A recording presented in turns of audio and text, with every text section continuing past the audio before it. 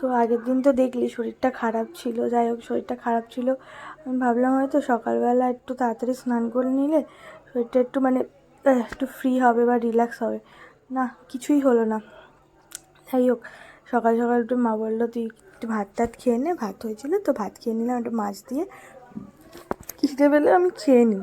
আর ওই আগে ছোটোবেলায় মা বলতো, মা হওয়া মুখের কথা না, মা হলে বুঝতে পারবি। তো এখন বুঝতে পারছি সব কিছু।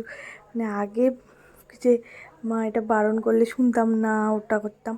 তো এখন বুঝতে পারছি যে কেন বলতো সব সময় যে মা হওয়া তারপর বুঝবি। এখন সব বুঝতে পারছি আস্তে আস্তে।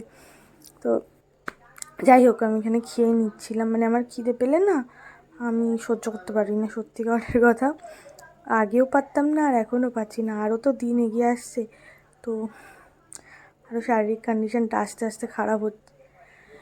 আর কি বলবো, শরীর আর ভালো দেয় না, মাঝে সাঝেই একটু কিছু করলেই এখন হাঁপিয়ে যায়। তো তাও আমি বলি থাক আমি রান্নাবান্নাগুলো করি, আমার করতে ভালো লাগে বলে আমি হয়তো অন্য কোনো কাজ করি না, কিন্তু রান্নাবান্না এগুলো সব করি। তো আমি এখানে ভাতটা খেয়ে নিচ্ছিলাম। আর এখন ফেসবুকে যা হচ্ছে, কি ভিডিও দেবো বলো তো, কি ওই নজর ফজর দিচ্ছে লোকে, মানে এইসব নিয়ে কথা হচ্ছে বলছে। তো যাই হোক ভাত খাওয়া হয়ে গেছে, হয়ে গিয়ে দুপুরবেলা রান্না করেছিলাম পাঙাশ মাছের ঝাল, যেটা আমার ঠাম্মি এনে দিয়েছিলো, আর ডিমের ঝোল। তো ভিডিওটা এই অবধি ভালো লাগলে লাইক করো, দেখা হচ্ছে নেক্সট